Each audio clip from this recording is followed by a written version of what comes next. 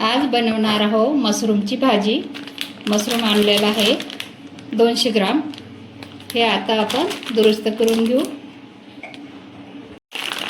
याची डेट पण बघायची असते, किती तारखेपर्यंत चालते। हे 5 तारखेपर्यंत चालते। आता आपण हे साफ करून घेऊ।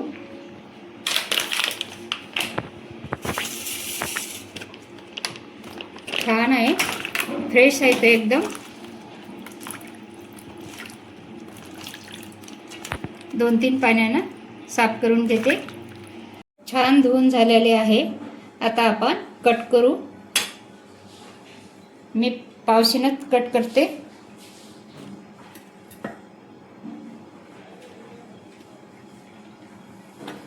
अशा प्रकारे कट करून घ्यायचे आहेत। त्या प्रकारे कट करून घेतलेले आहे। आता याला हळद मीठ लावून ठेवू आपला मसाला होईपर्यंत।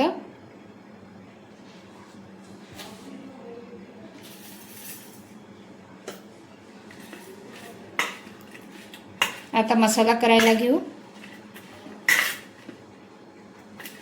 असे हातानेच करून घेते मी। याला 15 ते 20 मिनिटं आपला मसाला तयार होईपर्यंत असं मीठ लावून ठेवून देते। चला आता मसाला करायला घेते। सुहाना मसाला घेतला। हे मसाला आपण पाण्यामध्ये मिक्स करून बाजूला ठेवू। याच्यामध्ये 1 कपभर पाणी टाकून आपण असं भिजवून ठेवू। 1 कप पाण्यामध्ये मिक्स करून घेतलेला आहे। हे आता आपण साईडने ठेवून घेऊ। मशरूम बनवून घेण्यासाठी मसाला तयार करून घेऊ। 2 कांदे चिरून घेतलेले आहेत। आता हे आपण भाजून घेऊ। याच्यामध्ये तेल टाकते।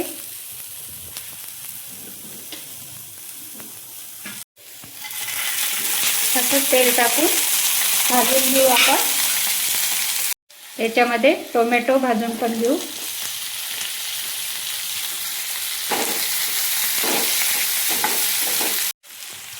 टोमॅटो मऊ पडायसाठी थोडंसं मीठ टाकून घेते। पटकन भाजून येते। मंद आचेवर मसाला भाजून घ्यायचा आहे। 2 हिरव्या मिरच्या, आल्याचे तुकडे, लसूण, काजू हे सर्व भाजून घ्यायचे आहे चांगलं मंद आचेवर।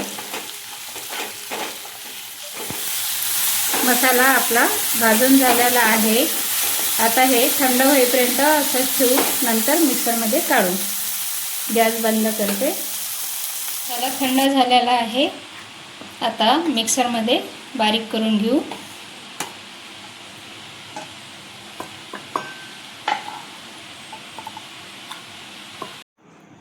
मसाला असा बारीक करून घेतलेला आहे। छान अशी पेस्ट झालेली आहे। मसाला भाजून घेतला, त्याच पॅनमध्ये आपण भाजी करू। 1 माप तेल टाकून घेतलेला आहे आणि 1 बटरचा तुकडा टाकून घेऊ।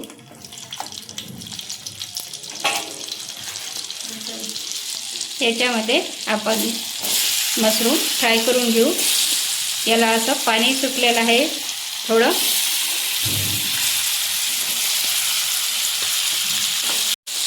छान 2 मिनिटं परतून घेऊ आपण। छान असं मंद आचेवर आपण असं फिरवतच राहिलो। आता हे काढून घेऊ।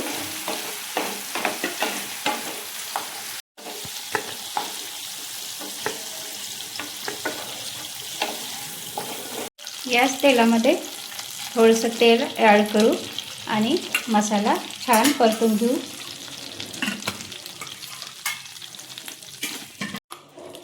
अशा प्रकारे आपण पेस्ट बनवून घेतलेली आहे।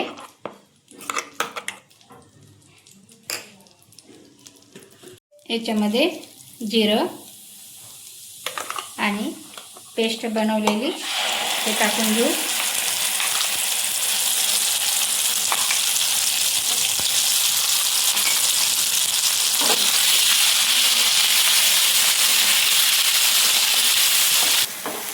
अशा प्रकारे छान मसाला भाजून झालेला आहे।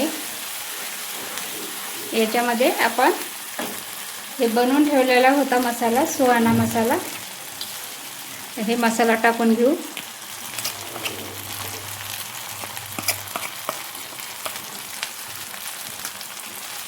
हे मिक्स करू।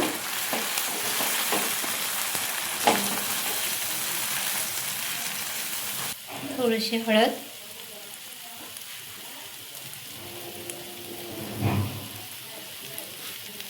किंचित लाल तिखट, मीठ, हे परतून घेऊ। मसाल्यामध्ये, सुहाना मसाल्यामध्ये सर्वच आहे, त्याच्यामुळे मी एकदम कमी चटणी मीठ टाकलं। त्याच्यामध्ये पाणी टाकून घेऊ थोडं।